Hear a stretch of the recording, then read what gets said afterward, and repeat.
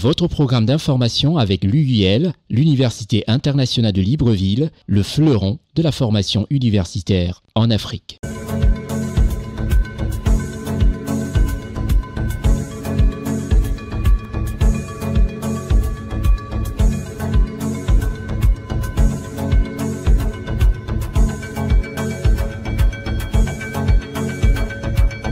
Madame, Messieurs, merci de nous recevoir chez vous à cette émission Constieka Wikinews, le référentiel hebdomadaire de la télévision et surtout de l'information panafricaine. Je suis Constieka.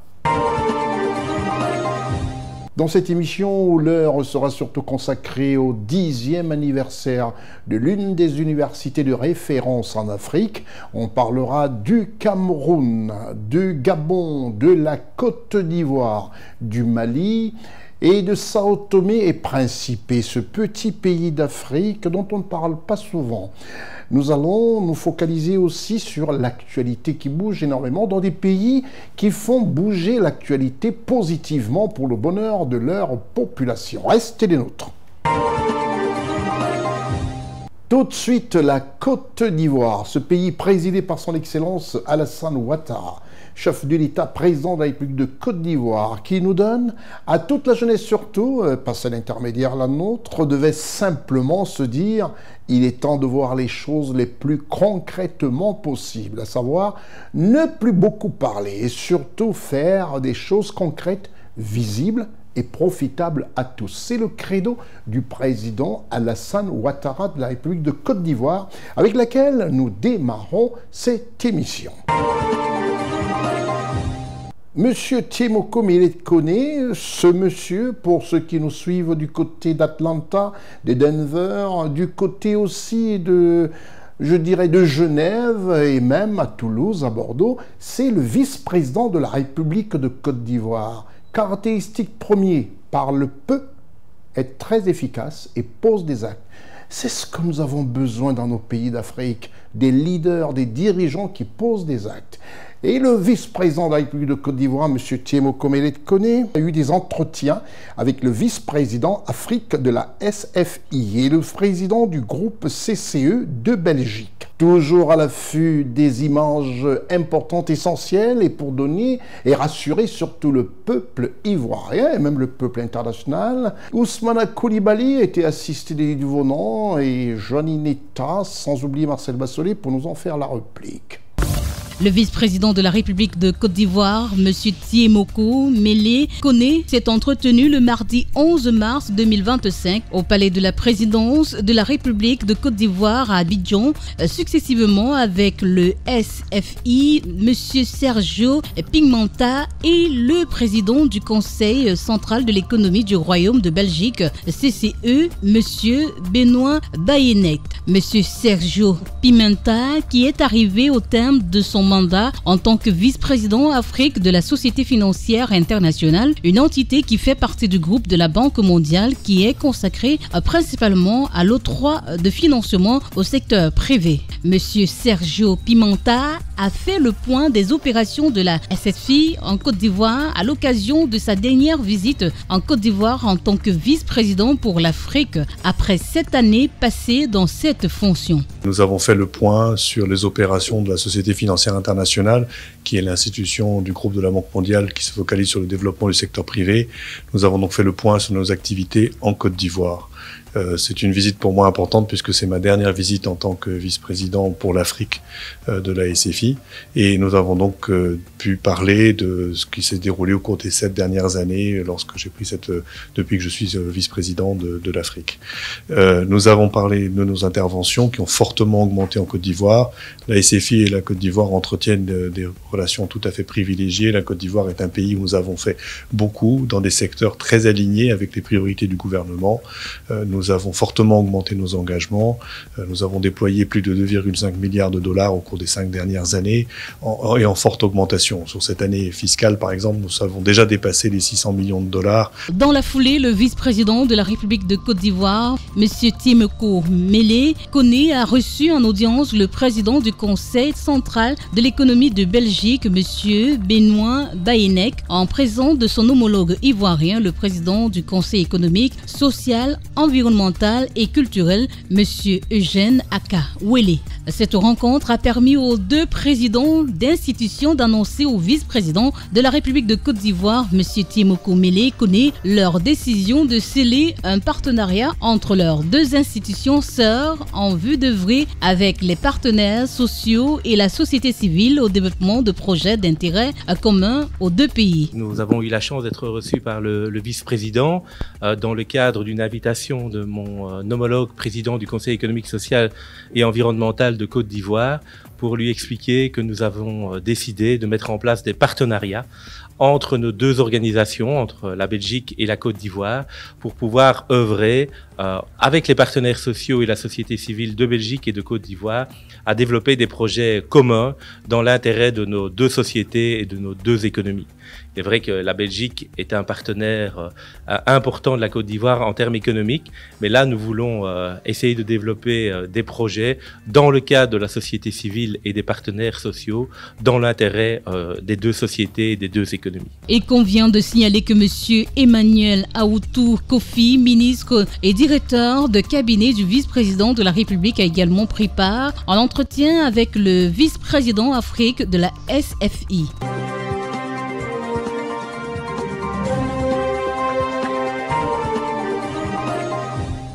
Et oui, on parle de ces filles, on parle des logements.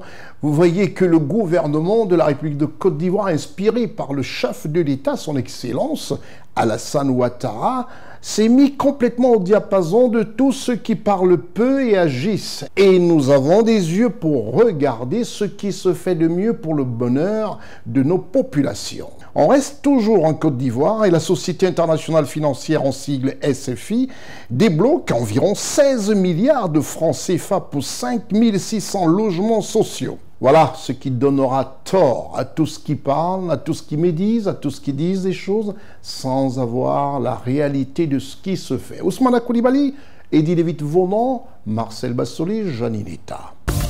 Grâce à un prêt de 27 millions de dollars, soit environ 16 milliards de francs CFA accordés par la Société internationale financière, la Côte d'Ivoire a fait un pas décisif dans sa politique de logement social. Le Premier ministre chef du gouvernement, M. Robert Begré-Mambé, a présidé la cérémonie de signature d'une convention de financement entre la Société financière internationale, filiale du groupe Banque mondiale, et la société à Doha, Côte d'Ivoire, filiale du promoteur immobilier marocain Douja Promotion Group à Doha, pour la réalisation de 5600 logements socio-économiques en Côte d'Ivoire. Ce partenariat vise à renforcer l'ensemble de la chaîne de valeur du logement en Afrique. C'est aussi un excellent exemple de la manière dont les entreprises marocaines, comme à Doha, exploitent leur avantage concurrentiel pour stimuler le développement et la croissance économique du continent africain. La SFI reste engagée à renforcer ce partenariat et ce partenariat avec Côte d'Ivoire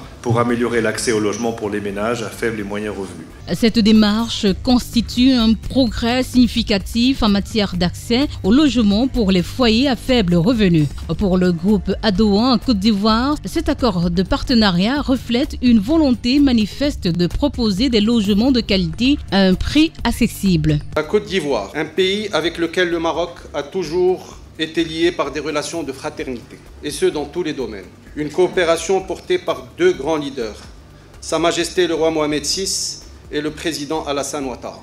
Pour notre part, nous avons adopté un modèle de coopération qui repose sur les valeurs de la solidarité, de la complémentarité et de l'ambition commune pour l'émergence du continent africain. Notre ambition est résolument d'accélérer le rythme de réalisation de nos programmes immobiliers et de permettre à chaque Ivoirien, dans chaque localité d'Abidjan, de trouver rapidement la résidence qui répond à ses besoins. Ce projet stimule l'ensemble de la chaîne de valeur immobilière, de la fabrication des matériaux à l'évolution des infrastructures, en passant par la génération d'emplois locaux. Un engagement salué par de nombreux membres du gouvernement. Dans le même esprit, M. Robert Begré-Mambé, Premier ministre et chef du gouvernement, a mis en exergue l'importance de cette collaboration entre le secteur public et le secteur privé. Cette convention est le fruit d'une vision forte et cohérente portée par son Excellence Monsieur le Président Alassane Ouattara, Président de la République, qui nous a confié une mission très claire, offrir aux Ivoiriennes et aux Ivoiriens un cadre de vie décent, accessible et durable. L'accès au logement est un enjeu fondamental qui touche à la justice sociale, à la stabilité familiale et à la prospérité économique.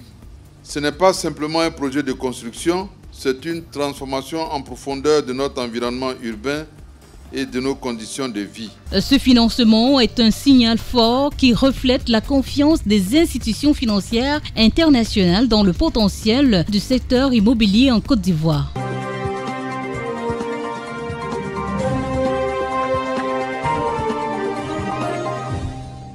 On quitte la Côte d'Ivoire pour la belle famille. Je ne comprends pas pourquoi.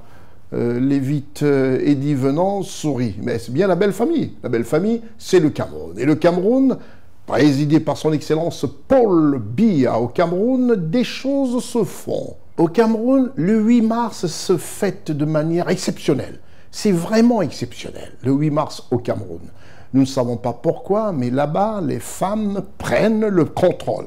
Et prennent vraiment le contrôle le 8 mars, avec des défilés interminables, c'est-à-dire 4 heures, 5 heures de défilé. C'est le cas à Douala. Le 8 mars 2025, les femmes de la région du littoral se sont donné rendez-vous à Douala et ont marqué cette journée de manière festive, présidée par M. Ivara Diboa, gouverneur du littoral, et son épouse. Eh oui, le jumeau de Ousmane Coulibaly, Stéphane Négou, était de la partie. CNN Cameroun vous rapporte ici des belles images. Stéphane Négou, Janine Eta, Séverin Tchatchoua et Eric Bikek. La 40e édition de la Journée internationale des droits de la femme s'est célébrée ce 8 mars 2025 sous le thème « Pour toutes les femmes et filles, droits, égalité et autonomisation ».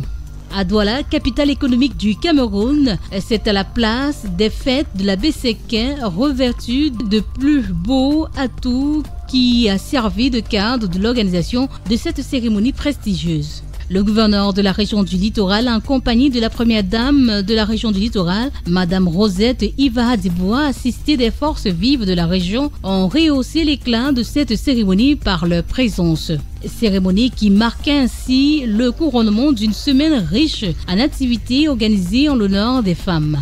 Journée de célébration, mais avant tout, journée de revendication. Le gouverneur de la région du Littoral en a fait un bilan non exhaustif des avancées dans cette quête d'égalité du genre. Chaque édition de la Journée internationale des droits de l'enfant est avant tout l'occasion d'une grande mobilisation sociale, le cadre privilégié d'échange, de réflexion sur la très préoccupante problématique des droits de l'enfant et de la fille en vue de leur organisation pour garantir l'égalité des sexes.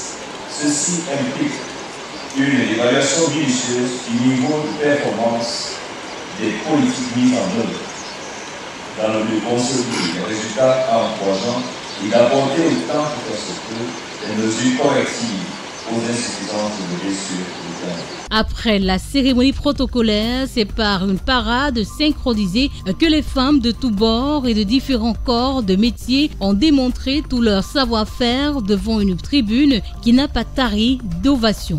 Les femmes des forces de défense et de sécurité, des enseignantes, des partis politiques et les femmes de médias. Mais la particularité de cette année aura été la parade des femmes venues de la RCA, du Tchad, du Gabon, du Nigeria et du Congo. Mais aussi les femmes de la délégation régionale de la CNPS Littoral ont été fort saluées. L'autre temps fort de ce défilé aura été la manœuvre grandeur nature de ces femmes conductrices d'engins lourds. Certaines femmes se sont confiées à notre micro. C'est une belle journée qui commence bien et qui, nous l'espérons, se terminera dans de bonnes conditions parce que nous célébrons la femme autonome. Cette année, les femmes se sont mobilisées massivement pour célébrer leurs droits. Et nous sommes contents parce que l'État commence à prendre en compte nos différentes revendications. Les femmes s'impliquent de plus en plus. Ce n'est plus qu'une histoire de manger et de boire. Nous nous asseyons, nous débattons autour des tables rondes. Je suis très contente de voir la mobilisation des femmes CNPS à travers la célébration de la Journée internationale de la femme 2025.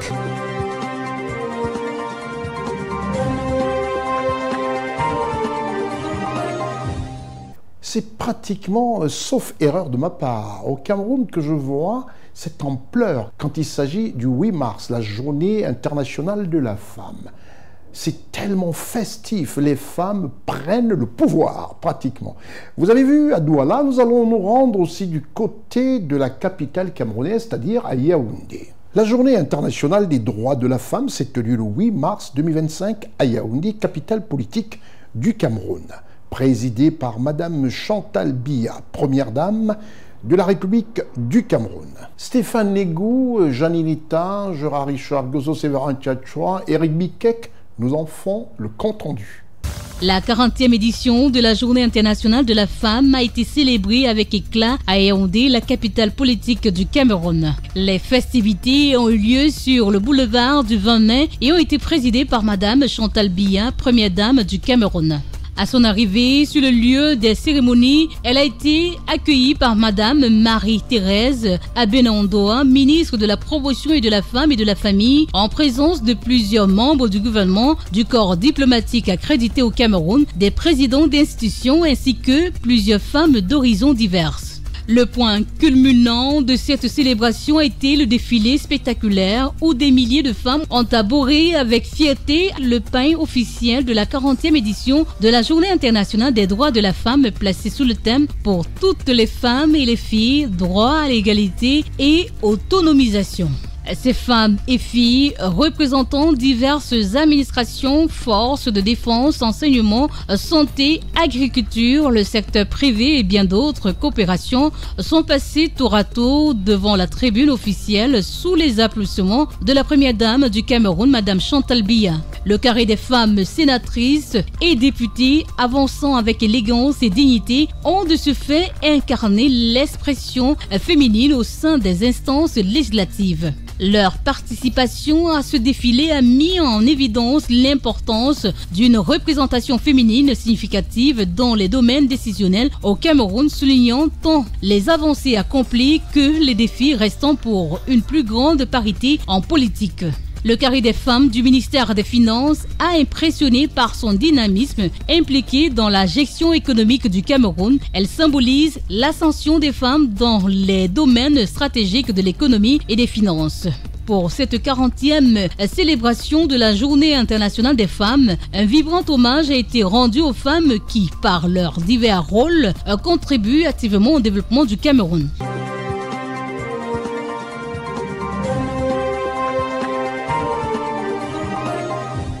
Toujours en Afrique où l'information est vraie sur notre plateau, sur notre programme constitué K8 News. Après le Cameroun, nous allons au Mali. Ballet présidentiel, ballet diplomatique, c'est ce qu'a convenu pratiquement le président Alassane Ouattara et son Excellence le président ghanéen, envers qui le président de la République de Côte d'Ivoire avait souhaité devoir revenir, devoir surtout ne pas quitter la CEDEAO, les trois pays frères d'Afrique. Nous allons au Mali. Le président de la République du Ghana, John Dramani Mahama, en visite officielle au Mali. Reportage Richard Gozo, Janinita, Séverin Tchatchoua, Marcel Bassolé. Il est précisément 11h15 le 8 mars 2025 lorsque le Falcon présidentiel arborant les armoiries de la République du Ghana, transportant le chef de l'État ghanéen, son Excellence John Dramani Mahama, en visite d'amitié et de travail au Mali, se pose sur le tarmac du pavillon présidentiel de l'aéroport international Modibo Keïta de Sénou. Le chef de l'État ghanéen est chaleureusement accueilli au bas de l'échelle, découpé par son homologue malien, son Excellence le général Assimi Goïta, dans une atmosphère empreinte de solennité et de fraternité africaine. Les deux personnalités ont ensuite procédé au salut des drapeaux sous les hymnes nationaux des deux pays exécutés par la fanfare du génie militaire.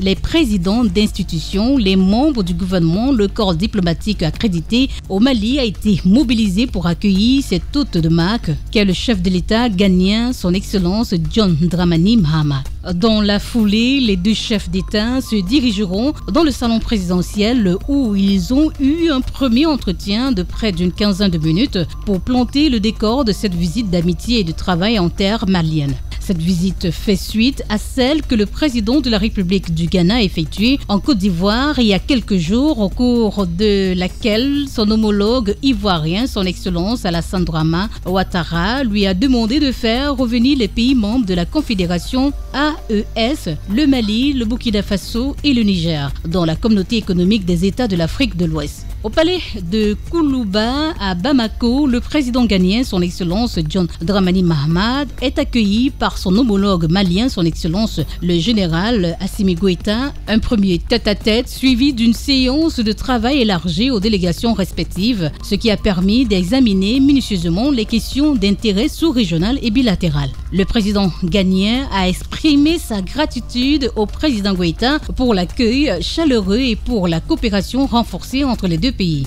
Tout d'abord, permettez-moi de remercier le président Goïta, président de la transition du Mali, pour l'accueil chaleureux dont nous avons été l'objet depuis notre arrivée à Bamako. Et vous savez tous les liens historiques qui existent si heureusement entre nos deux pays frères, le Ghana et le Mali. Et je voudrais aussi saisir cette occasion, toujours pour remercier le président Goïta, le président de la transition du Mali, pour avoir en son temps délégué M. le Premier ministre du Mali, chef du gouvernement, en tant qu'envoyé spécial auprès de nous-mêmes au Ghana, en vue d'échanger de justement ces très bonnes relations qui existent entre les deux pays. Et ceci a été positivement ressenti par les populations ghanéennes, par le peuple ghanéen. Au-delà de ces remerciements, ça a été pour nous, le président Goïta et moi-même, une opportunité donc de revisiter ces liens commerciaux qui existent déjà depuis de très longues dates entre les deux pays. Vous savez également qu'il existe le corridor sud, c'est-à-dire pour le transport donc des marchandises et des biens entre le Mali et le Ghana. Nous avons échangé sur cela également afin de voir dans quelle mesure nous pouvons faciliter le transit de marchandises et de biens entre nos deux pays à travers ce corridor-là. Également, nous avons évidemment discuté de nos relations de deux pays en termes de coopération en matière de défense et de sécurité. Vous savez très bien que le terrorisme n'existe pas seulement qu'au Mali. Le terrorisme existe au Mali et aussi dans les autres pays de l'Alliance du Sahel, de la Confédération, et qui même au-delà, dans d'autres pays du Sud, notamment le Ghana et d'autres. Alors donc nous avons échangé afin de voir ensemble dans quelle mesure nous pouvons mutualiser nos efforts afin de lutter efficacement contre les groupes terroristes, contre le terrorisme. Pour terminer, nous avons aussi parlé de la grande commission mixte de coopération qui existe entre le Ghana et le Mali. Et donc cette grande commission mixte, nous avons regardé, nous avons décidé de la redynamiser parce que la dernière réunion de la commission a été tenue au Ghana en 2011. Par ailleurs, la question des relations entre la Confédération des États du Sahel et la CEDEAO a été abordée. Nous avons compris qu'il y a eu une sorte de manque de confiance entre les leaders de différents regroupements de la CEDEAO et de l'Alliance de la Confédération de l'Alliance des États du Sahel. Mais je pense que ce manque de confiance doit donc être corrigé afin qu'il puisse y avoir le respect mutuel entre le leadership de chacun de ces regroupements au niveau de la sous-région. Je peux dire que je suis un ancien parce que j'ai été en son temps, j'ai été déjà président en exercice de la CEDEAO et je peux dire également que je suis nouveau parce que je viens d'être élu président donc, de la République du Ghana et je pense que comme toujours, nous sommes entre nous, nous sommes frères, nous sommes tenus à vivre ensemble.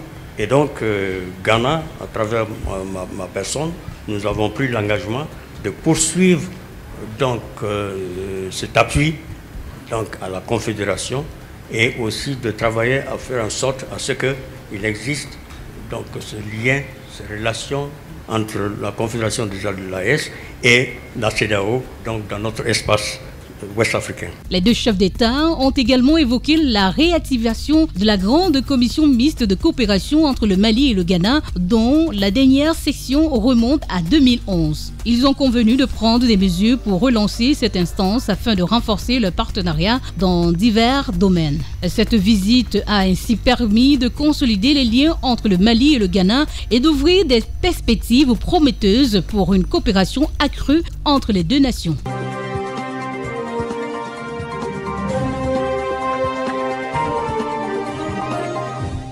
Ne pas voir l'Afrique se diviser est la préoccupation permanente de son Excellence, le chef de l'État de Côte d'Ivoire, M. Alassane Ouattara. Lors de la visite du président de la République ghanéenne, le président de la République de Côte d'Ivoire a émis cette volonté de voir tous les pays qui se détachent de la CEDEAO d'y rester dans cette grande famille de la CEDEAO. Et le président de la République ghanéenne a fait aussi un crochet après le Mali du côté de Burkina Faso, rencontrer M. Ibrahim Traoré, président de la République burkinabé. Reportage Richard Regozo, Janineta, Séverin Tchatchoua, Marcel Bassolé. Le président ghanéen, son Excellence John Dramani Mahama, conclut sa tournée dans les pays de l'Alliance des États du Sahel par une visite au Burkina Faso. Accueilli au palais de Koulouba par son homologue burkinabé, le capitaine Ibrahim Traoré, un tête-à-tête s'en est suivi. Les échanges entre les deux chefs d'État ont porté principalement sur la sécurité, l'accroissement des échanges commerciaux et le renforcement de la coopération économique dans l'objectif de consolider les relations et d'unifier les actions contre le terrorisme. En Afrique, on dit que lorsque la maison de ton voisin est en feu, vous avez intérêt à lui porter secours pour que le feu ne s'étende pas à votre maison. Nous avons également parlé de la question du terrorisme qui a commencé au Mali, qui s'est étendu au Niger et ensuite embrasé le Burkina Faso. Pour moi, le terrorisme est une sorte de cancer et lorsque on ne l'attaque pas de front, d'entrée de jeu, il peut s'étendre à tout le corps et contaminer d'autres organes. Au-delà des préoccupations sécuritaires, le président ghanéen a fermement insisté sur la nécessité de renforcer les échanges commerciaux et de stimuler la coopération économique entre le Burkina Faso et le Ghana. Notre objectif est de fluidifier la libre circulation des personnes et des biens et de faciliter le transit des biens et marchandises du Burkina Faso à partir du Ghana. Nous avons également touché à les questions agricoles. Nous nous sommes rendus compte que le Burkina Faso produit beaucoup de produits, entre autres de la tomate, des noix de karité, dont le Ghana a énormément besoin. Nous avons vu dans quelle mesure nous pouvons faciliter ces échanges entre les deux pays et garantir la circulation de ces produits entre ces deux pays. Un vol quotidien sera bientôt établi entre le Ghana et le Burkina Faso, symbolisant une étape importante pour renforcer les relations entre ces deux pays. D'autre part, la mise en place d'un gazéoduc est aussi à l'étude, créant ainsi de nouvelles perspectives pour la collaboration énergétique. Il a également été question de la mise en place d'un vol direct Accra-Ouagadougou. Il y a une compagnie intérieure, donc locale au Ghana, et qui envisage ouvrir une ligne sur Ouagadougou au moins une fois par jour. Il a également été question de la fourniture de l'électricité. Le Ghana envisage la construction d'un gazoduc qui ira jusqu'à Balgatenga. Et nous avons foi que ce gazoduc pourrait être étendu au Burkina Faso. Nous avons également parlé des questions de gaz. Le Ghana dispose d'unités de production de gaz. Et en produisant ce gaz, le Burkina Faso également pourrait en bénéficier. C'est à Ouagadougou que s'achève cette tournée dans l'AES avant le Burkina Faso. Il a été tour à tour au Sénégal, en Gambie et en Côte d'Ivoire où il s'est vu confier par son homologue, son Excellence Alassane Ouattara, une mission de médiation pour favoriser un retour des pays de l'AES au sein de la CEDEAO.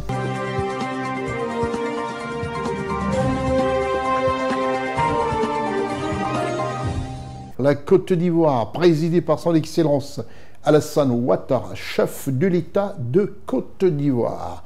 Retenez que pour qualificatif, c'est un chef d'État, un leader politique qui parle peu, mais pose des actes visibles partout. Je ne cesserai jamais de le dire. Il a totalement compris qu'en Afrique aujourd'hui, il faudrait faire des choses appréciées par les populations africaines. Et en Côte d'Ivoire, c'est visible par tous les étrangers, par tous les touristes, et pour le bonheur de tous qui y vivent, ses compatriotes ivoiriens. En Côte d'Ivoire, nous allons parler de la rupture collective du jeûne entre le COSIM et les membres du gouvernement ivoirien, diplomates et hauts responsables en Côte d'Ivoire de religion musulmane. Reportage Ousmana Koulibaly, malgré sa pratique du jeûne, mais a toujours sa caméra pour apporter des très belles images. Et il amène avec lui son assistant, Eddy Lévite-Vonan, lui aussi en jeûne, chrétien. Oui, tout cela est monté par Marcel Bassoli avec la voix de Janinita. Après une journée de jeûne, les fidèles musulmans sont autorisés à boire et à manger. Ce repas de rupture de jeûne organisé par le COSIM se distingue par la participation des présidents d'institutions, de ministres, de diplomates et de hauts responsables musulmans. Ce moment de partage, devenu une tradition à chaque ramadan, offre également l'instance religieuse qu'est le Conseil supérieur des imams, des mosquées et des affaires islamiques de Côte d'Ivoire l'opportunité de réaffirmer son dévouement et son engagement à promouvoir la paix, la cohésion sociale et l'harmonie en Côte d'Ivoire. La coïncidence entre la période du jeûne musulman et celle du carême chrétien est à notre sens une invitation au renforcement de notre fraternité spirituelle et à la solidarité dans la prière en faveur de nos concitoyens et de tous les êtres humains sur la terre. L'année 2025 étant une année électorale en Côte d'Ivoire, nous devons, nous tous et toutes, faire nôtre les valeurs de paix, de cohésion sociale, afin que notre pays en sorte encore plus fort et plus uni, qu'Allah nous y aide, Inch'Allah. Cet appel contribue à renforcer la confiance entre le gouvernement ivoirien et le COSIM. Je voudrais, au nom du président de la République, adresser à tous nos guides religieux mes sincères remerciements pour leur inestimable contribution à la consolidation de la paix et de la cohésion sociale dans ce pays qui nous est cher à tous. Je voudrais également vous engager, comme à l'accoutumée, à continuer d'élever de pieuses et ferventes prières afin que les élections présidentielles à venir puissent se dérouler sans incident, donnant ainsi tort aux oiseaux de mauvais augure et aux prédictions les plus alarmistes. Le guide de la communauté musulmane, saisissant l'opportunité, encourage les cadres musulmans à continuer d'appuyer les initiatives sociales menées par le Conseil supérieur des imams, des mosquées et des affaires islamiques de Côte d'Ivoire dans les domaines de l'éducation, de la santé et de l'humanitaire.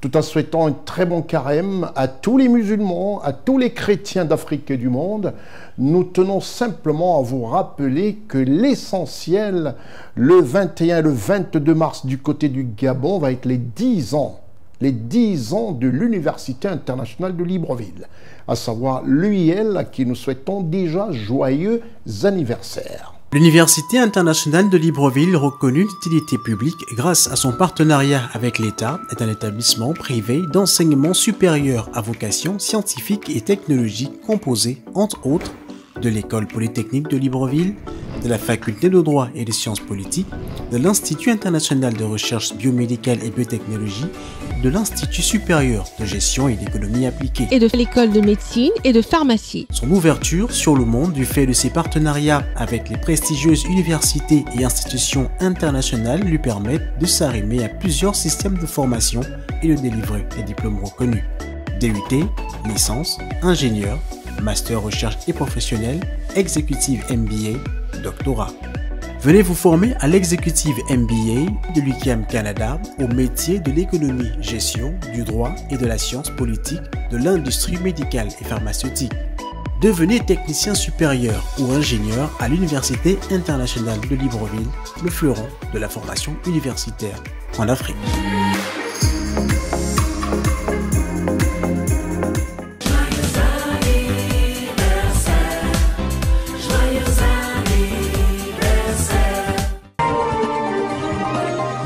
Après ce joyeux anniversaire de l'UIL, nous tenons simplement à vous dire que l'équipe de CNN vous rapportera intégralement cet anniversaire. Un anniversaire très intellect, un anniversaire de l'instruction et de voir combien tous les cerveaux réunis, les cerveaux africains, font de cette université une université de référence, l'UIL. C'est une marque aujourd'hui à prendre sérieusement en compte dans le milieu de l'instruction universitaire. Nous quittons un tant soit peu le Gabon, mais nous y reviendrons pour le Cameroun. Au Cameroun, nous allons parler du ministre des Finances du Cameroun, M. Louis-Paul Motazé, un des brillants ministres des Finances qui a partagé le top 5 des meilleurs ministres des Finances du Cameroun, 5e, après que celui de Côte d'Ivoire, M. Adama Coulibaly, occupait la 3e place. Le ministre des Finances du Cameroun, M. Louis-Paul Motazé, a présidé le nouvel immeuble de la trésorerie générale de la ville de Douala, en présence des autorités politiques de la ville et du gouverneur du littoral, M. Samuel Iva Diboa. Toute l'équipe de CNN Cameroun s'y est déployée. Stéphane Nego, Richard Gozo, Eric Bikek et Séverin Tchatchoua. La trésorerie générale de Douala tient son nouvel immeuble siège en plein cœur du quartier Bonanjo. Le ministre des Finances de la République du Cameroun, M. Louis-Paul Motazé, a présidé le 7 mars 2025 à l'inauguration du nouveau bâtiment siège de la trésorerie générale de la ville de Douala, en présence du gouverneur de la région du littoral, M. Dieudonné Vahadiboua, du directeur général du Trésor, de la coopération financière et monétaire, M. Sylvestre Motango, du trésorier payeur général, le docteur Jean-Didier Afana Fono, ainsi que les autorités administratives, militaires, traditionnelles et religieuses de la région du littoral. On y a également noté la présence des correspondants et partenaires qui bénéficient directement ou indirectement des services de la trésorerie générale de Douala. Une infrastructure moderne dédiée à l'amélioration des conditions de travail des agents de la trésorerie générale de Douala et à l'optimisation des services financiers offerts aux usagers. Dans son allocution de circonstance, le ministre camerounais des Finances, M. Louis-Paul Motazé, a salué cette avancée notable tout en soulignant l'importance de fournir aux administrations publiques des infrastructures modernes afin d'améliorer la transparence et la performance des services de trésorerie. La trésorerie générale de Douala assure la production et le suivi de la production des comptes de gestion de l'État et ses démembrements sur chiffres et sur pièces dans toute la circonscription financière du littoral 1 afin de rendre compte de la situation de l'exécution du budget de l'État et ses démembrements territoriaux et techniques. Monsieur Louis-Paul Motazé a également exhorté les agents de la trésorerie générale à Douala à s'investir davantage dans leurs tâches. Les autres projets immobiliers dont j'ai parlé plus tôt devraient donc être considérés par vous, mes chers collaborateurs, comme une partie de l'engagement des pouvoirs publics et de votre hiérarchie, à savoir vous offrir un cadre idoine de travail. À l'occasion, certains personnels de la Trésorerie générale de Douala ont reçu des distinctions honorifiques, notamment des médailles d'honneur du travail en argent, en vermeil et en or, en signe de gratitude pour leur engagement et leur apport au service public.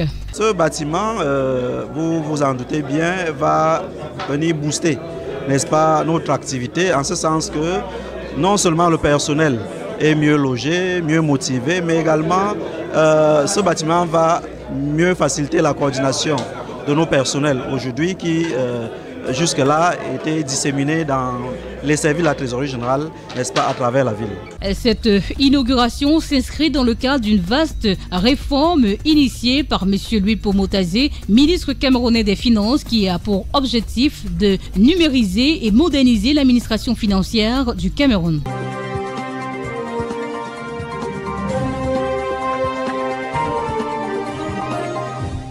Voilà.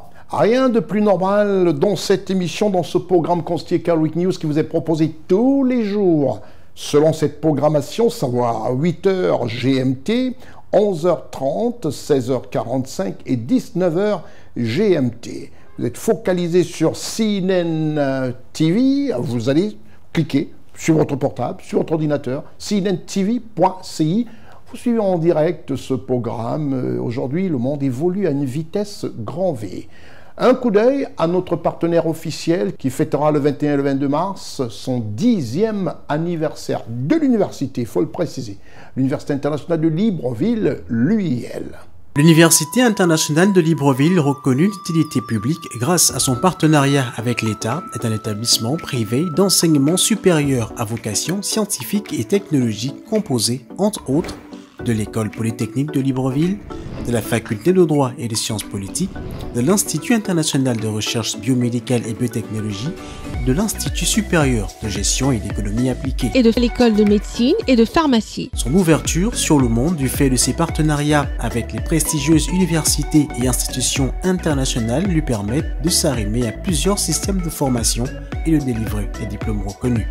DUT, licence, ingénieur, master recherche et professionnel, exécutive MBA, doctorat.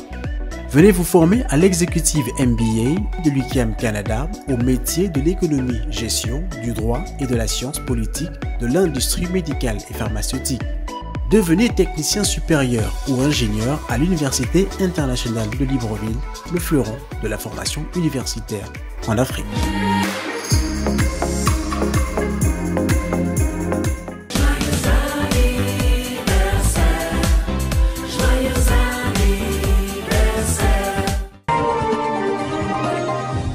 Nous restons au Gabon, nous ne bougeons pas. C'est le premier pays qui donne le coup d'envoi des élections présidentielles en Afrique pour 2025. Le Gabon a décidé de faire des choses autrement, à sa manière, et de les faire proprement. Sans effusion de sang, même s'il y a des critiques de part et d'autre, mais les choses se font comme avait promis le CTRI, comme l'avait promis le président de transition du CTRI, le général, son Excellence Brice Clotaire Oligui Nguema, qui a décidé de se lancer à la magistrature suprême par des élections, c'est-à-dire ticket gagnant. Et lui, sans parti, il a décidé d'aller en indépendant. Et il a compris qu'il faut aujourd'hui aux Africains, aux Gabonais, des preuves de ceux qui prennent en main leur avenir. Et c'est ce qu'il a décidé de faire. Il a décidé de se lancer à l'élection présidentielle du 12 avril 2025. C'est une foule immense qui a accompagné le candidat indépendant, M. Brice Clotaire Oligui Nguema, qui a déposé son dossier de candidature pour la présidentielle du 12 avril 2025. Depuis Libreville, Gérard Richard, Kou et Banda, Johnny Neta, Séverin Tchatchoua et Marcel Bassolé.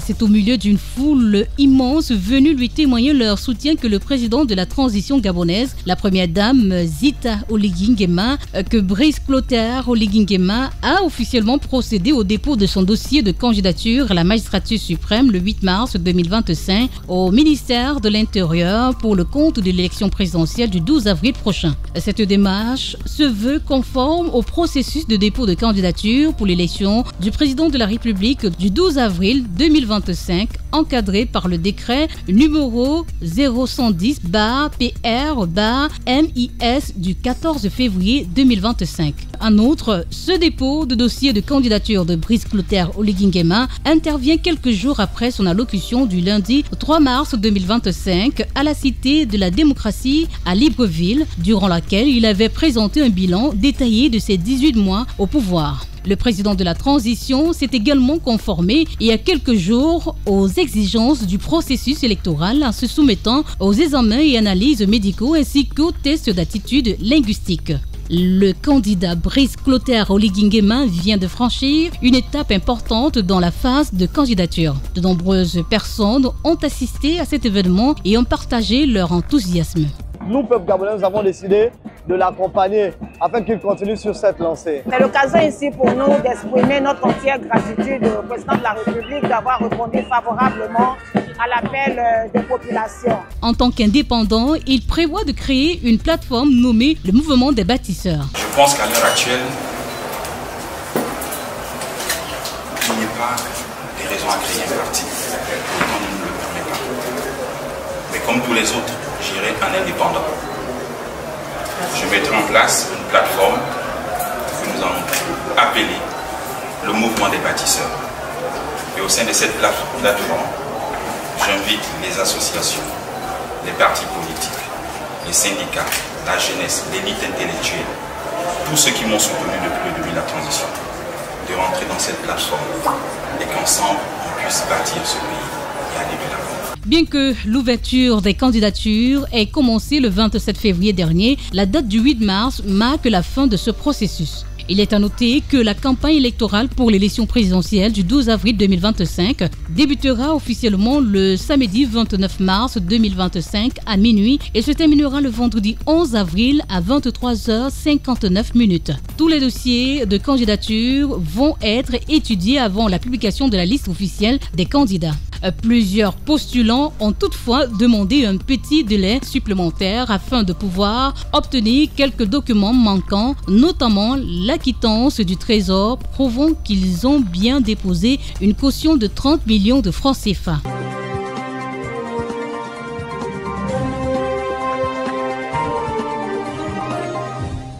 Voilà, la course à la présidentielle est lancée au Gabon. C'est une chose effective, ce sera le 12 avril 2025. Je vous retrouve juste après la réclame. Nous quittons le Gabon pour le Cameroun et nous allons parler des prouesses d'une institution, à savoir la Caisse nationale de prévoyance sociale, présidée par M. Mikolo Vando Akam, brillant manager et qui dirige un top management qui fait le plaisir de ses compatriotes camerounais par l'excellence de la tenue de la CNPS. La Caisse nationale de prévoyance sociale du Cameroun, en sigle CNPS, par la voix de la jante féminine de cette organisation, a fait entendre sa voix, toujours à l'occasion de la Semaine internationale des droits des femmes. En prélude à cette journée, la dynamique des femmes de la CNPS a organisé une table ronde. Reportage Stéphane Nego, Gozo Richard, Janine Eta, Séverin Tchatchoua et Eric Bikek. Équiper les femmes pour ce qui est de leurs droits et devoirs afin de les rendre plus autonomes. Voilà ce qui a motivé une table ronde organisée par la dynamique des femmes de la CNPS ce 4 mars 2025 dans la ville de Yaoundé, capitale du Cameroun. Ceci en prélude de la célébration de la Journée internationale des droits de la femme. D'éminents avocats internationaux, des chefs de département à la CNPS, mais aussi de nombreuses femmes motivées ont pris part à ce rendez-vous. L'exécution des créances alimentaires et les innovations de la loi 2024 sur l'état civil, en l'occurrence sur les mariages coutumiers, sont les thèmes qui meublaient cette rencontre d'échange et de réflexion. Les enfants issus d'un couple marié ou non, généralement non mariés, nous assistons à des demandes de pension alimentaire. À l'autre partie, généralement, c'est les hommes à qui on demande une pension alimentaire. Celui-là est marié ou non, mais il a fait un enfant dont il refuse de s'en occuper. Alors, la maman de cet enfant peut demander pour le compte de son enfant une pension alimentaire. Il y a également des ascendants. Ce n'est pas très pratiqué dans nos juridictions, mais il est possible au terme de notre droit que les parents puissent également demander à leurs enfants des subsides qui seront appelés pensions alimentaires. Il a également été question de présenter les innovations de la loi de 2024/016 sur l'état civil. La loi de 2024 a introduit l'état civil électronique. C'est-à-dire qu'aujourd'hui, chaque enfant qui naît aura un numéro d'identifiant personnel et unique. Et cet enregistrement se fera dans un acte de naissance, de son acte de naissance dans le fichier national d'état civil. Ensuite, il y a l'adoption des signatures électroniques. Ensuite, la mention de l'obligation de déclarer les faits d'état civil. Au thème de cette table ronde, les femmes confient leurs sentiments au micro de CIN. Les échanges auxquels nous venons d'assister étaient très constructifs parce qu'ils nous ont permis de savoir quelles sont les innovations qu'apporte la loi de décembre 2024 sur je vais dire quoi, le code de la famille, non? D'une part, le mariage coutumier, ce que c'est, mais aussi sur les droits dont peuvent bénéficier les veuves à la CNPS. C'était très intéressant, nous avons beaucoup appris et nous remercions ceux qui sont venus nous entretenir sur le sujet.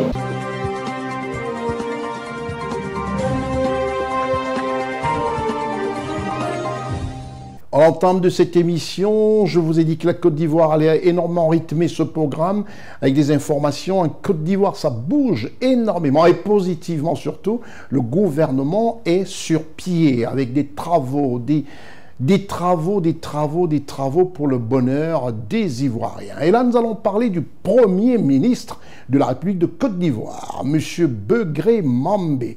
Retenez son prénom, M.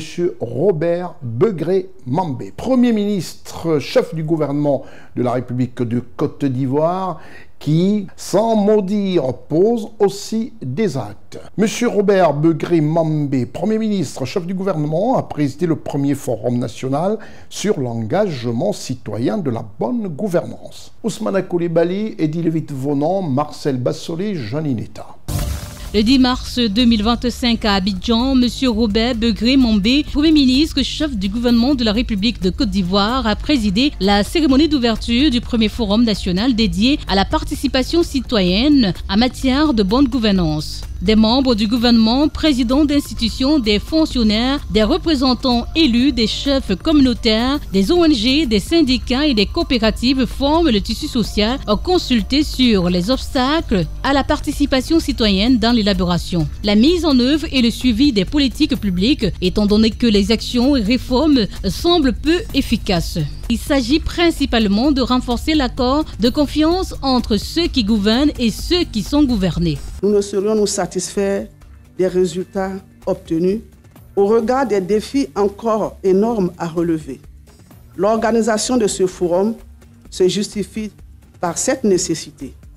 Aussi, l'objectif général de ce forum est de stimuler le débat sur les enjeux relatifs au renforcement de la participation citoyenne dans la gouvernance publique comme préalable à l'atteinte des objectifs du développement de la Côte d'Ivoire. Ce forum a également pour objectif de partager les meilleures pratiques en matière d'engagement citoyen dans la gestion des affaires publiques. Pour nous, au niveau de la Banque mondiale, c'est un privilège d'être un partenaire pour ce genre de programme. Parce que tout argent qu'on met, on appuie les programmes du gouvernement, c'est surtout qu'on ait un impact sur le terrain. C'est surtout que ça puisse changer la vie de tout Ivoirien. Le ministre ivoirien du Budget et des Finances, M. Adama Coulibaly, a salué cette initiative qui vise à promouvoir une bonne gouvernance et qui stimule les réformes du gouvernement ivoirien. Ces réformes ont aussi instauré le renforcement des dispositifs de contrôle de la gestion des ressources publiques et l'amélioration de l'accès à l'information budgétaire. Au titre de l'amélioration de la transparence et de l'accès à l'information budgétaire, plusieurs actions en lien avec les problématiques du présent forum ont été posées, notamment la publication en ligne des documents budgétaires et des situations d'exécution trimestrielle et semestriel.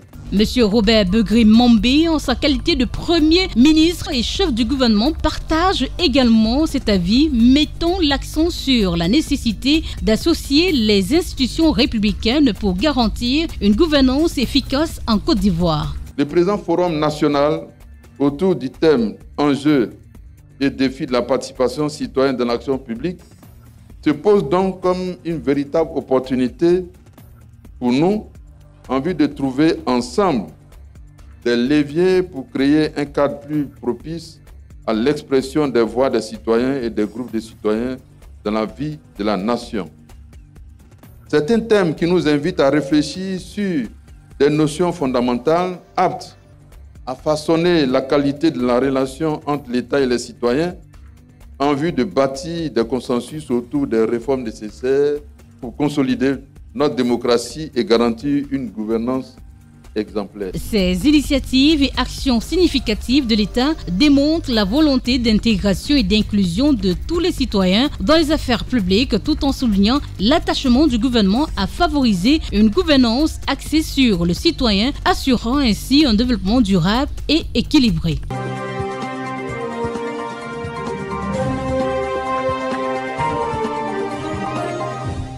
Avec la complicité de tous les acteurs qui composent ce programme, à savoir le conseiller Kaolwik News, on a décidé cette semaine de vous présenter un petit pays de par sa superficie et aussi tout petit de par sa population. Mais c'est un pays d'Afrique, c'est un pays frère, Sao Tomé.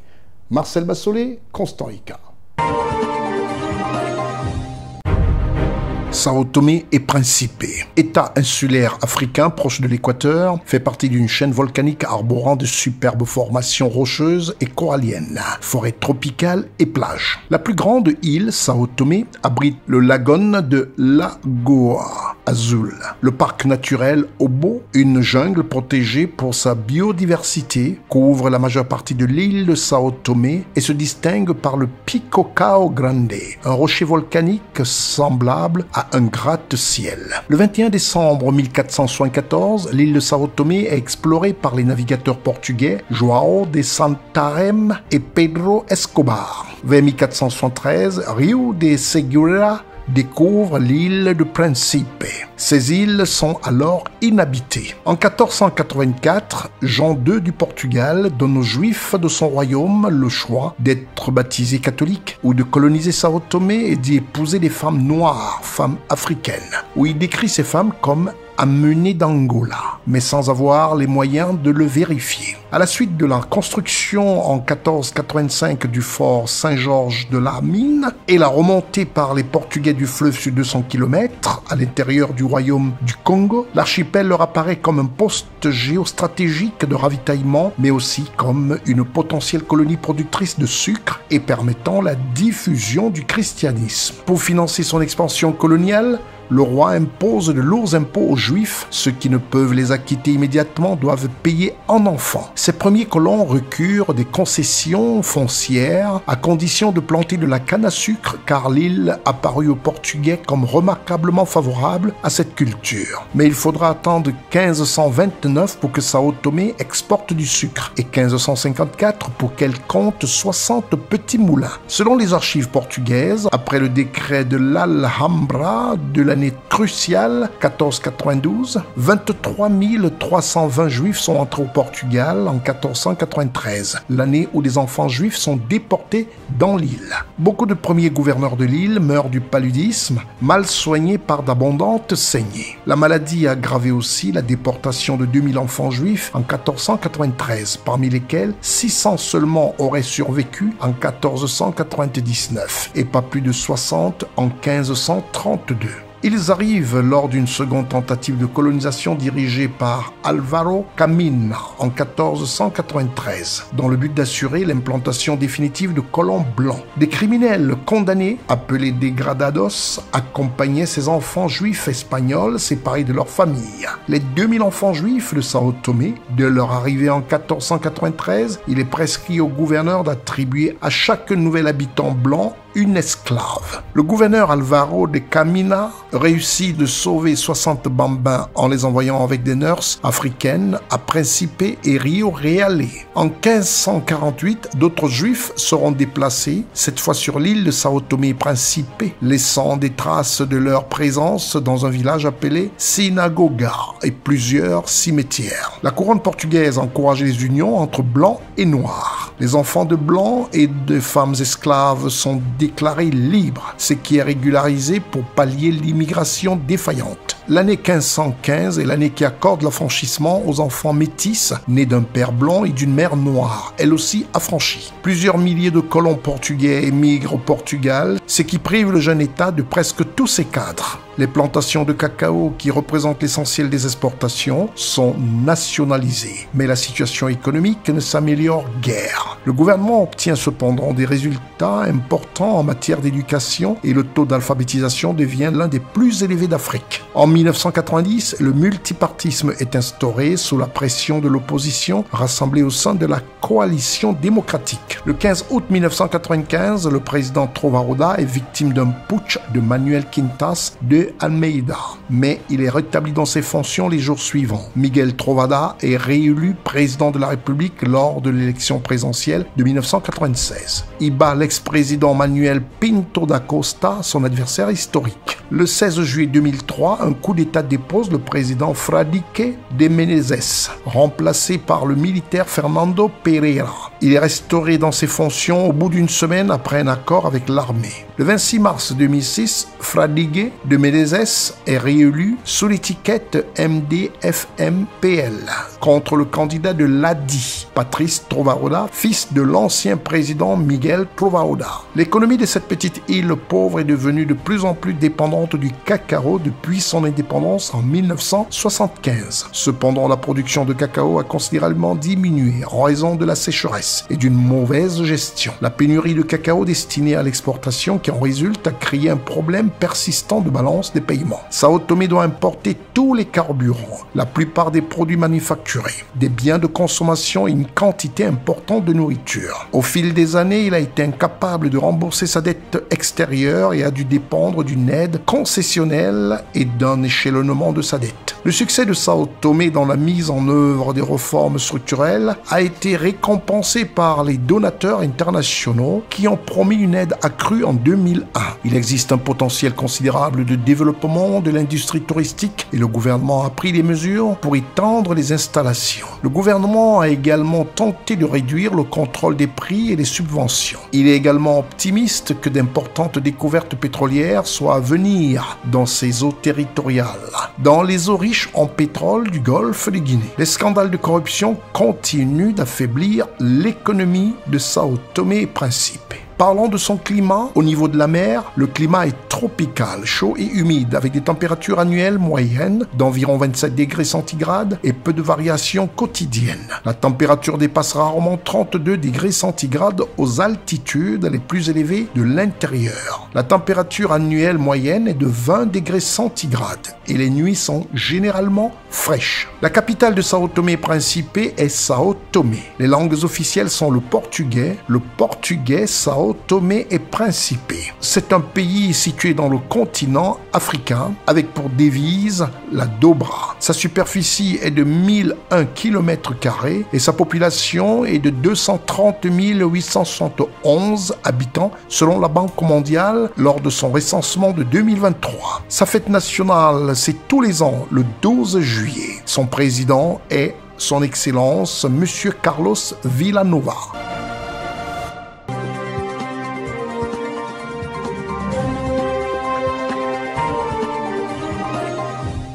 Retour en Côte d'Ivoire. En Côte d'Ivoire, il faut le savoir, si vous êtes du côté de Denver, de Chicago, de San Francisco, et vous regardez ce programme, comme ceux de Bruxelles, de Paris ou encore de Toulouse, nous parlons d'un pays, la Côte d'Ivoire, présidée par son Excellence Alassane Ouattara, chef de l'État ivoirien.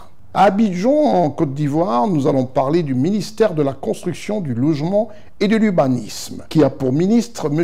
Bruno Nagbane Koné. Reportage Ousmane Koulibaly et Didier Devenant, Johnny Letta, Marcel Bassolé. Actuellement, les Ivoiriens sont confrontés à divers conflits relatifs au foncier et au logement, ce qui provoque des insatisfactions. On dénombre plus de 2000 lotissements non approuvés à signaler. De plus, un grand nombre de personnes sont victimes par des différents types d'arnaques. En réponse à ces défis, le département ministériel en charge de la construction, du logement et de l'urbanisme a lancé des réformes majeures. Dans le cas spécifique de l'ADU, le guide est remplacé par le répertoire. Le guide tel qu'il était pratiqué, on donnait la possibilité de laisser des lots non attribués dans le guide qui pouvaient être attribués après compulsoire. On ne permet pas qu'il y ait de cases vides dans le répertoire. Tous les lots sont attribués. Dans le guide, on permettait que les lots puissent être changeants avec les multiples compulsoires. Dans le répertoire, ce n'est pas possible. Les attributions sont figées. Le ministère de la Construction, du Logement et de l'Urbanisme a mis en place des mesures de transparence relatives à l'émission de tous les documents fonciers. Quand vous venez au ministère pour démarrer votre procédure d'acquisition de l'ACD, vous payez les frais administratifs. 60 000 francs, 70 000 francs, 100 000 francs. Et après cela, le traitement est fait jusqu'à la conservation foncière où on va vous appeler pour aller payer les frais d'aliénation, d'enregistrement et de publication. Mais ça, c'est dans les caisses de l'État, c'est au Trésor. Donc, pourquoi cet acharnement contre le ministère? Une leçon à tirer, c'est que quand vous avez mal acheté, malheureusement, comme disent les juristes, vous risquez de payer 2 fois. Achetez bien. Et quand il y a problème au niveau de l'achat, le mieux, c'est de retourner voir celui qui vous a vendu la parcelle. Dans le but de protéger les populations contre d'éventuels conflits fonciers, M. Bruno Nabagné Koné, ministre de la Construction, du Logement et de l'Urbanisme, a mis en place un répertoire unique et une attestation de droit d'usage coutumier. Il encourage également la population à effectuer les vérifications nécessaires avant toute transaction immobilière.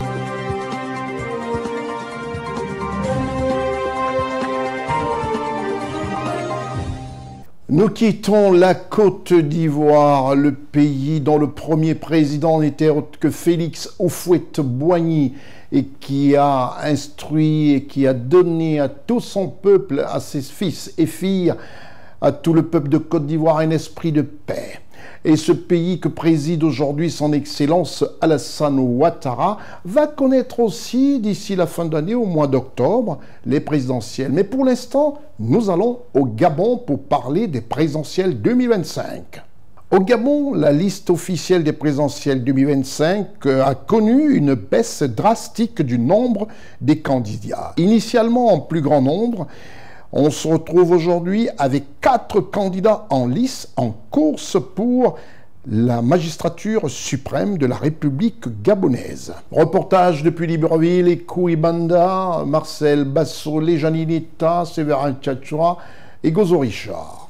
Il est désormais indiscutable que le nombre de candidats à l'élection présidentielle gabonaise prévu pour le 12 avril 2025, qui était initialement de 23 après l'évaluation des candidatures, est désormais réduit à seulement 4 candidats retenus. Ce sont au total 34 compatriotes qui ont retiré ou fait retirer par un mandataire les formulaires de déclaration de candidature auprès de la CNOSER. À l'expiration des délais réglementaires, 23 dossiers de candidature ont été constitués et déposés pour examen par la CNOSER. Les 4 candidatures retenues l'ont été après examen minutieux de la Commission nationale d'organisation et de coordination des élections et du référendum. Après un examen approfondi par la Commission nationale d'organisation et coordination des élections et de référendum, 4 candidatures ont été retenues. Parmi les challengers du général Brice Clotaire Oligui-Nguema, président de la transition, figure Alain-Claude Bilibizé, dernier Premier ministre du pouvoir déchu. Ainsi, au terme de cet examen, les dossiers de candidature des compatriotes suivants ont été jugés recevables. Il s'agit, par ordre alphabétique, de Messieurs Billy Binze Alain Claude, Essingon Joseph Lapensé, Iloko Boussengi Stéphane Germain et Oligui Nguema Brice Clotaire. Il est important de noter que plusieurs mesures ont été prises pour répondre aux exigences du ministère de l'Intérieur gabonais par le biais de la Commission nationale d'organisation et de coordination des élections et du référendum. Celle-ci inclut la soumission complète des dossiers, les évaluations et études médicales ainsi que l'examen de compétences linguistiques.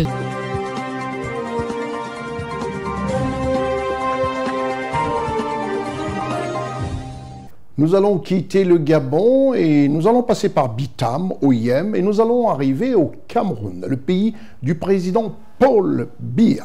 Le ministre d'État, secrétaire général de la présidence de la République du Cameroun, M. Ferdinand Ngongo, a inauguré ce nouveau centre à Douala ce 14 mars 2025.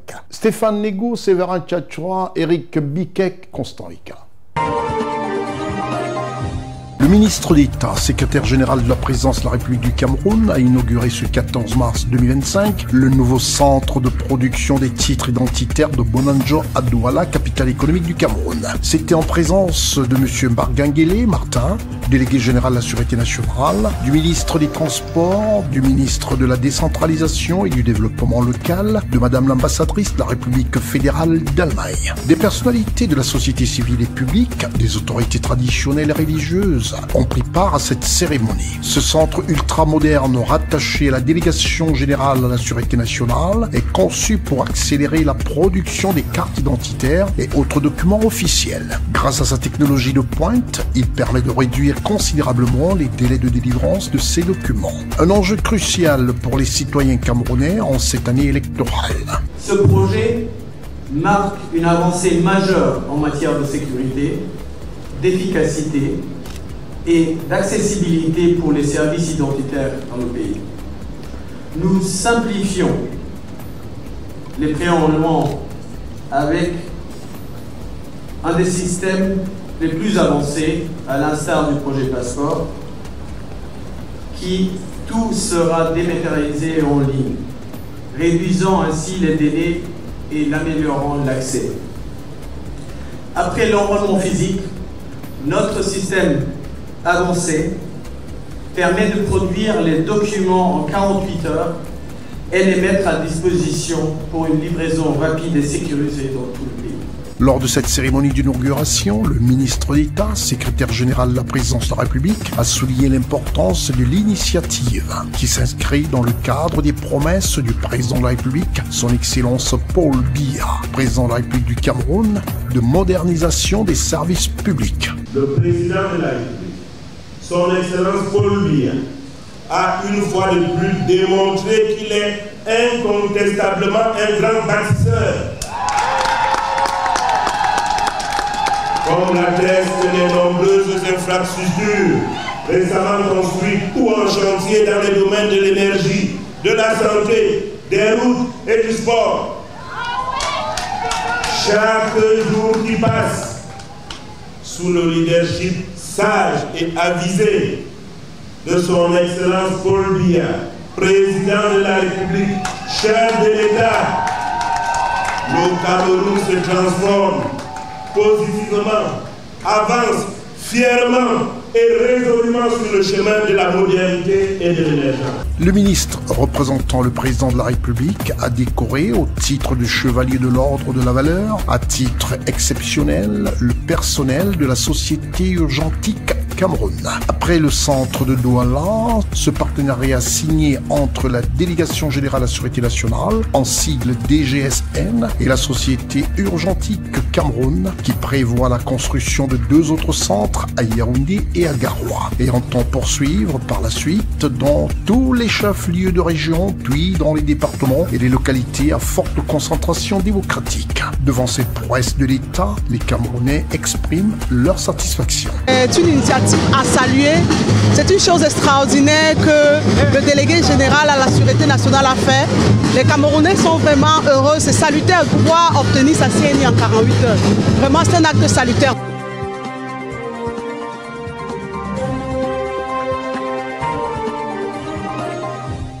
La ville de Douala, poumon économique du Cameroun, a abrité la cérémonie de remise des clés du palais de la culture Sawa à l'assemblée traditionnelle du peuple Sawa, le Ngondo. Cette cérémonie que présidait le maire de la ville, le docteur Roger Bassadine, a connu la présence du gouverneur de la région du littoral, Samuel Dieudonné Diboua, de M. Paul Milo Mbappé Bouanga, président en exercice du Ngondo, des autorités administratives traditionnelles et religieuses.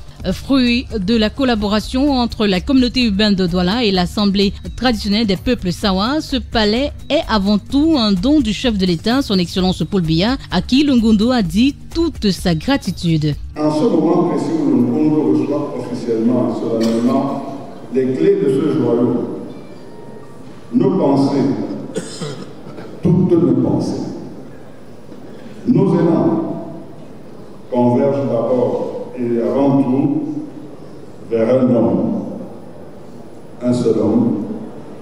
J'ai cité son Excellence, le Président de la République, chef de l'État, Paul Biya, qui dispose de ses paroles. Bâti sur une superficie de 5000 m² au quartier Bonadibon, il est construit aux normes internationales. Vous voyez, les prestations sont vraiment d'une grande valeur et il faudra vraiment faire un suivi particulier. Parce que ce bâtiment est doté pratiquement de tout. Vous avez le réseau télévision, réseau électrique, vous avez un réseau téléphonique, informatique, sonorisation, tout est là-dedans. Comme vous avez aussi la rivière artificielle dehors, que nous avons un peu pris avec ce qui se passe à Dubaï.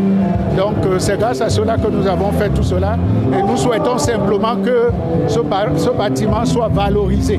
Le peuple Sawa est donc officiellement de retour chez lui. Mesdames et messieurs, comme vous l'avez constaté tout à l'heure, les travaux de construction du palais à côté de Sawa ont été réceptionnés définitivement en juillet 2024 et non pas avant comme certains l'ont pensé. Vous avez vu dans quel le terrain qui nous avait été remis à la ville de Douala pour construire ce magnifique bâtiment. Vous êtes témoin que je viens de recevoir la clé de cet édifice. Tout un symbole, ce palais va désormais permettre à l'institution traditionnelle de parler au monde entier. Il va aussi transformer le paysage culturel de la métropole économique camerounaise.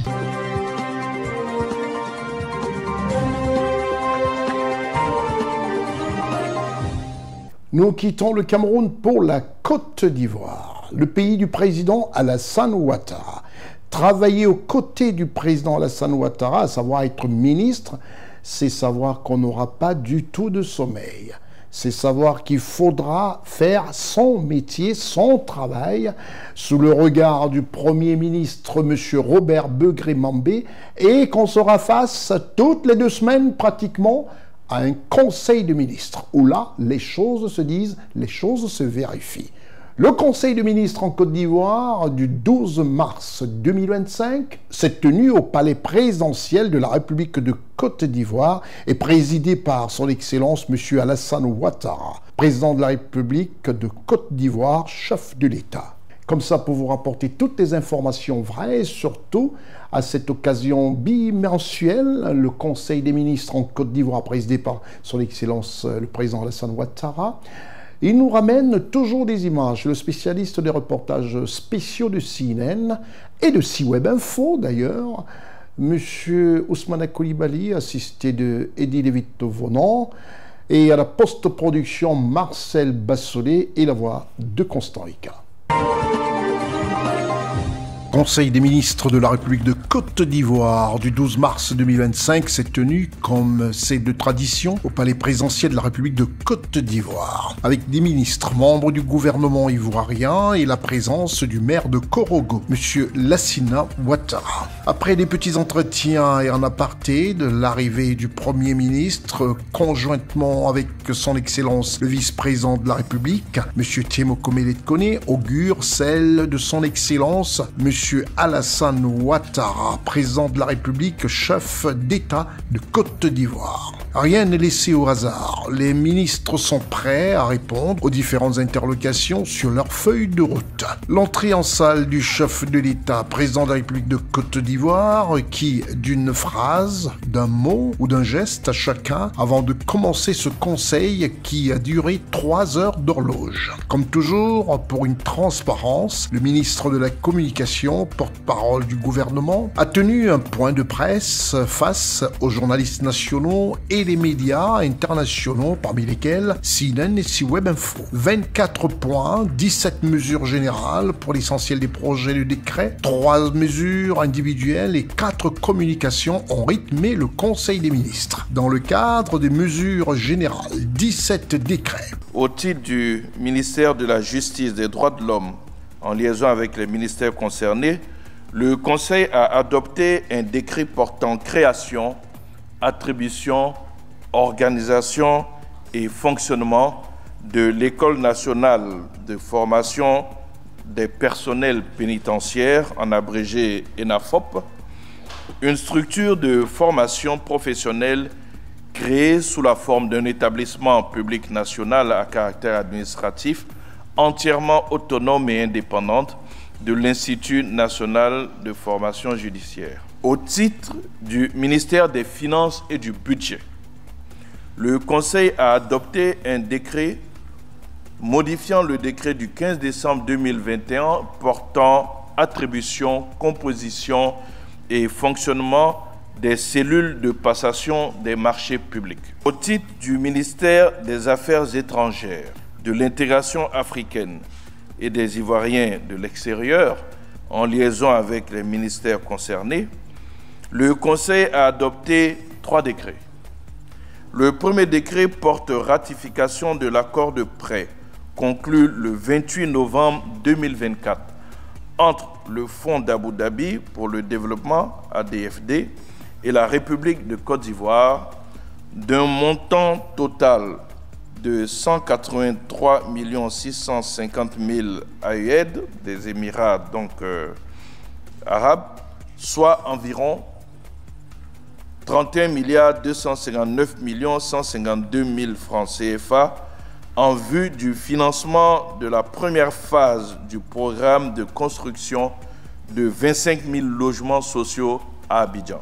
Le deuxième décret adopté par le Conseil est relatif à la ratification du contrat de prêt conclu le 17 décembre 2024 entre la KfW et la République de Côte d'Ivoire d'un montant total de 60 millions d'euros, soit 39 359 420 000 en vue du financement du programme énergie renouvelable et efficacité énergétique, constituant donc la construction de la ligne dénommée dorsale de l'Est.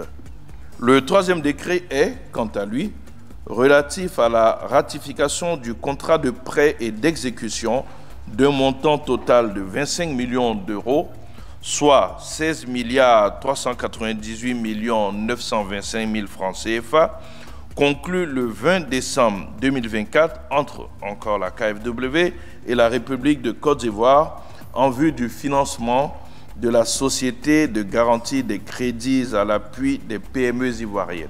Au titre du ministère de la Construction, du Logement et de l'Urbanisme, en liaison avec les ministères concernés, le Conseil a adopté 2 décrets.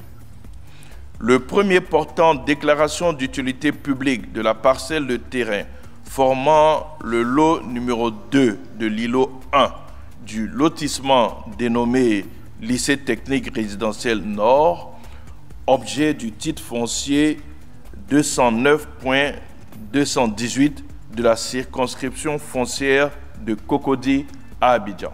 Le deuxième décret, adopté par le Conseil, est relatif à la déclaration d'utilité publique des parcelles affectées à l'extension de la centrale solaire de 50 MW crête et aux infrastructures associées situées à Benguebougou dans le département de Korogo. Au titre du ministère du Patrimoine, du portefeuille de l'État et des entreprises publiques, en liaison avec les ministères concernés, le Conseil a adopté un décret portant transfert d'actifs de l'État à la société d'État dénommée Port autonome de San Pedro, en abrégé PASP. Au titre du ministère des Ressources animales et halieutiques, en liaison avec les ministères concernés, le Conseil a adopté 5 décrets portant reconnaissance chacun d'une organisation interprofessionnelle agricole, respectivement de la filière aquacole, de la filière pêche, de la filière des gros ruminants, de la filière des petits ruminants et de la filière porcine.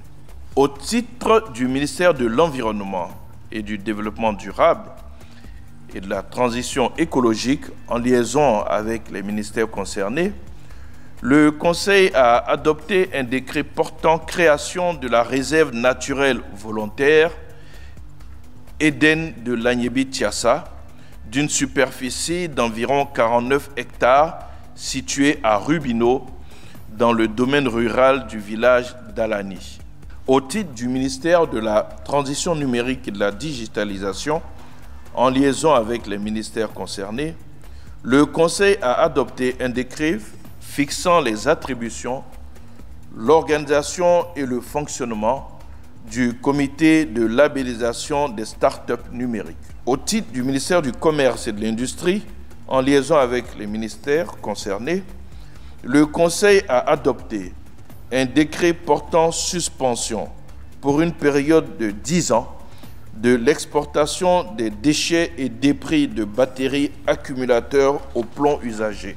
Au titre du ministère de l'Emploi et de la Protection sociale, en liaison avec les ministères concernés, le Conseil a adopté un décret fixant les modalités de recouvrement des cotisations dues au titre du régime général de base de la couverture maladie universelle par les personnes redevables de la taxe communale de l'entrepreneuriat. 3 décrets ont été adoptés, s'agissant des mesures individuelles. Au titre du ministère des Affaires étrangères, de l'intégration africaine et des Ivoiriens de l'extérieur, le Conseil a adopté un décret portant nomination de M. Bogi Eric Yapo en qualité de consul général de la République de Côte d'Ivoire à Gansu, en Chine. Au sujet des 4 mesures de communication. Au titre du ministère des Affaires étrangères, de l'intégration africaine et des Ivoiriens de l'extérieur, en liaison avec les ministères concernés, le Conseil a adopté une communication relative à l'institution du prix d'excellence Côte d'Ivoire CERFAM pour la nutrition et la sécurité alimentaire en Afrique. Au titre du ministère de la Santé, de l'Hygiène publique et de la couverture maladie universelle, en liaison avec les ministères concernés, le Conseil a adopté une communication relative à la participation de la Côte d'Ivoire au sommet Nutrition for Growth les 27 et 28 mars 2025 à Paris. Au titre du ministère des Eaux et Forêts, en liaison avec les ministères concernés, le Conseil a adopté une communication relative à la situation de la SODEFOR et aux recommandations en vue de sa restructuration. Au titre du ministère de la Cohésion nationale, de la solidarité et de la lutte contre la pauvreté, et cela en liaison avec les ministères concernés, le Conseil a adopté une communication relative à la mise en œuvre du programme Filets sociaux à fin décembre 2024. C'est alors que face à la presse nationale et internationale, le Conseil des ministres n'ayant fait l'objet d'aucune question, certaines autres questions ont été posées sur les sujets d'actualité à fort regain nostalgique. Et le ministre ne s'est dérobé d'aucune. Il me plaît de rappeler, même si je l'ai déjà fait ici, que l'une des principales conclusions de ce dialogue politique auquel tous les partis qui y ont participé ont adhéré était de dire qu'aujourd'hui, dans notre pays, toutes nos institutions sont installées et fonctionnent. et que pour quelques problèmes que ce soit, qui relèvent du fonctionnement normal d'une institution, eh bien, que les requêtes soient adressées à ces institutions. Prochain Conseil des ministres, le 9 avril 2025.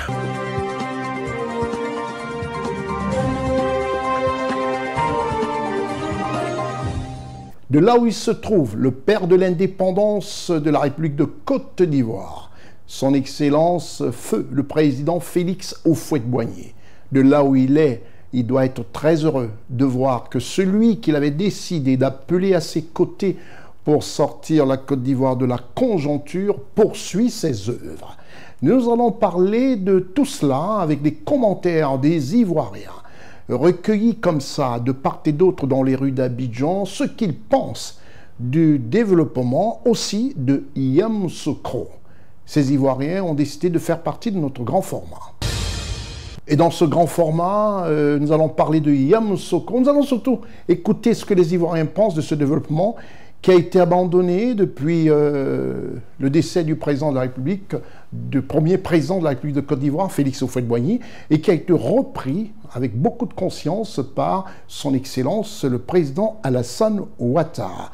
Faire de cette ville capitale, Yamoussoukro, qui abrite la plus grande et la plus belle basilique au monde, notre basilique. Je demande à Marcel Bassolet de nous montrer cette basilique pour que tous les habitants de France, de Belgique, de Londres, ceux qui sont même au Kazakhstan, regardent cette très belle basilique. Retenez qu'elle est plus grande que celle de Rome, de quelques centimètres. Et celui qui a bâti cette basilique est le père fondateur de la République de Côte d'Ivoire, le président, le père de l'indépendance de la République de Côte d'Ivoire, son Excellence Félix Houphouët-Boigny. Et cette ville, Yamoussoukro, qui est la capitale politique, a été pratiquement abandonnée. Et son Excellence Alassane Ouattara en a décidé, non, de revoir entièrement et les routes, les infrastructures, bref. On écoutera ce que pensent les Ivoiriens de cette approche véritable du fils Alassane Ouattara au père, en mémoire au père Félix Houphouët-Boigny et surtout à cette capitale Yamoussoukro. On écoute les Ivoiriens dans les rues d'Abidjan, dans ce grand format, réalisé par Ousmane Koulibaly, Eddy Divonon et Marcel Bassolet.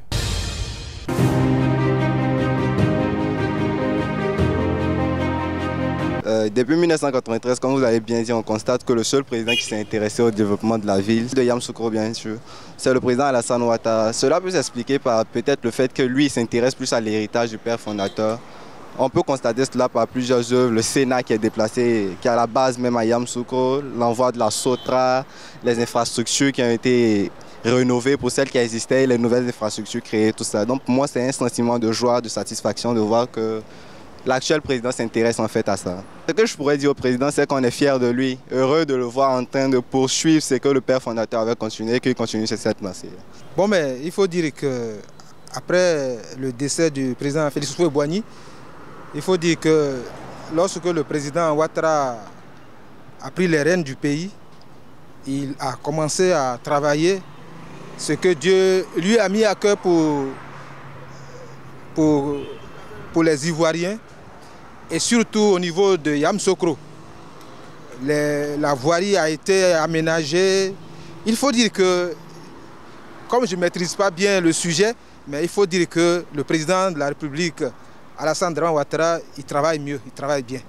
Et il arrange beaucoup, non seulement Yamoussoukro, mais d'autres villes aussi. Après le décès du président Houphouët-Boigny, le président Alassane Ouattara continue toujours le développement et c'est une très bonne chose.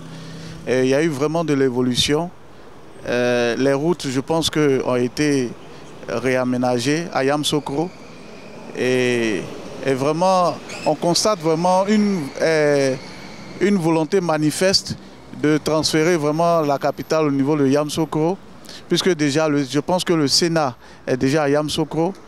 Et mon souhait, c'est que le président continue sur cette lancée en décentralisant aussi l'administration. C'est-à-dire s'il pouvait permettre aussi que les mêmes administrations qu'on retrouve ici à Abidjan, qu'on pouvait les retrouver aussi au niveau de Yamoussoukro. C'est un peu mon souhait. Bon, Yamoussoukro, vraiment, il y a développement à Yamoussoukro. Il y a développement, bon, après avoir envoyé les Sénats, bon, puis bon, il y a le BIS, il y a le SETRA qui est arrivé là-bas, puis en plus encore, bon, on a vu beaucoup d'autoroutes qui a été fait, qui a été rétabli aussi. Donc, en tout cas, Yamoussoukro, vraiment, il y a développement. Mais normalement, ça doit continuer plus encore. Ça doit continuer plus. C'est Yamoussoukro qui est capitale, c'est pas capitale politique, normalement, mais en tout cas, s'il y a plus de développement à Yamoussoukro, c'est bon. L'excellence, Monsieur le Président, en tout cas, on prie Dieu, vraiment, il n'a qu'à faire beaucoup encore. Vraiment, Dieu, on prie Dieu aussi, Dieu n'a qu'à nous garder ensemble, on n'a qu'à durer ensemble. Dieu n'a qu'à nous donner une longue vie. Bon, vraiment, pour tout un chacun ivoirien, quoi. Que Dieu aussi n'a qu'à faire qu'on n'a qu'à s'entendre pour que la paix aussi règne aussi à la Côte d'Ivoire. Je vois qu'après le décès du président Houphouët-Boigny, le président Alassane a fait du bon boulot. On constate que dans les villages, il y a de l'eau potable. On voit qu'on prend soin des routes. Les routes sont bien espacées. On voit qu'il y a la SOTRA maintenant pour se déplacer pour les étudiants. Donc, je trouve ça très exceptionnel. Dans la vie de Yamoussoukro, voilà. Je dirais que le président, M. Alassane Ouattara, poursuit l'œuvre du père fondateur, M. Félix Houphouët-Boigny. Parce que quand on va déjà à Yamoussoukro, vous voyez que les sénateurs siègent à Yamoussoukro. Il y a aussi, au niveau des infrastructures, des routes, il en fait beaucoup. Et quand je reviens même sur Abidjan et dans les villes de l'intérieur, hormis Yamoussoukro, nous voyons que le président travaille au niveau de tout ce qui est route, des infrastructures, même ici au plateau, on voit des immeubles tout qui sortent de terre. Et c'est à saluer. Je pense que le président Alassane Ouattara a train de poursuivre le développement que Oufouet a laissé à Yamoussoukro. Donc il y a la preuve, depuis que nous sommes tous à Yamoussoukro, on voit au niveau des routes, au niveau des écoles, au niveau de l'hôpital que nous fréquentons à tout moment. Je pense que nous sommes satisfaits.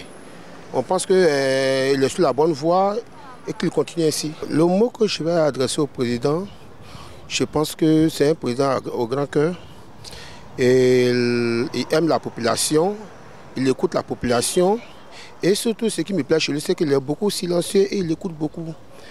Et qu'au niveau du développement, il pense qu'on est très satisfait de ce qu'il fait. Depuis le décès du président Houphouët-Boigny, Yamoussoukro est une ville qui est très développée depuis l'arrivée du président Alassane Ouattara, avec le lancement de l'aéroport. Et Yamoussoukro, c'est une ville qui est très éclairée la nuit. Voilà, une ville qui est très goudronnée. Nous pouvons dire que nous sommes très fiers du président. Ce que le président Alassane Ouattara poursuit à Yamoussoukro, que le président Houphouët-Boigny a commencé, est qu'actuellement, nous avons la SOTRA. Actuellement, il y a la circulation de la SOTRA. C'est que la SOTRA était typiquement à Abidjan dans les débuts. Mais actuellement, ça se trouve, il y en a aussi à Yamoussoukro. Vraiment, assez de développement là-bas. Il a développé beaucoup de choses. Mon sentiment, depuis le décès du président Félix Houphouët-Boigny, le président actuel, le président Alassane Ouattara, a bien et bel continué le développement au niveau de Yamoussoukro. Parce qu'aujourd'hui, le Sénat, c'est là-bas, il siège. Déjà, c'est un développement. Et aujourd'hui aussi, les routes ont été vraiment faites là-bas. Il y a eu beaucoup d'aménagements au niveau des routes. Il y a beaucoup de villages qui ont été électrifiés. Et donc, il y a des écoles où il y a eu beaucoup de développement.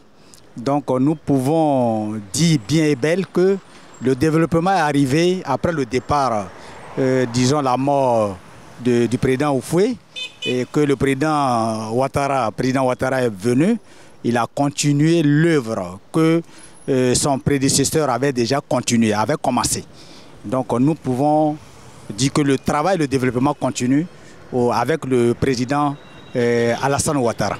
Je le félicite d'abord pour son courage et sa détermination et pour le travail qu'il a commencé, qu'il a continué de faire, et nous l'encourageons. Parce que nous avons besoin d'un développement. La Côte d'Ivoire a besoin d'un développement. Et les villes aussi ont besoin de développement. Donc nous l'encourageons de continuer le travail et de le faire et que le Seigneur le bénira.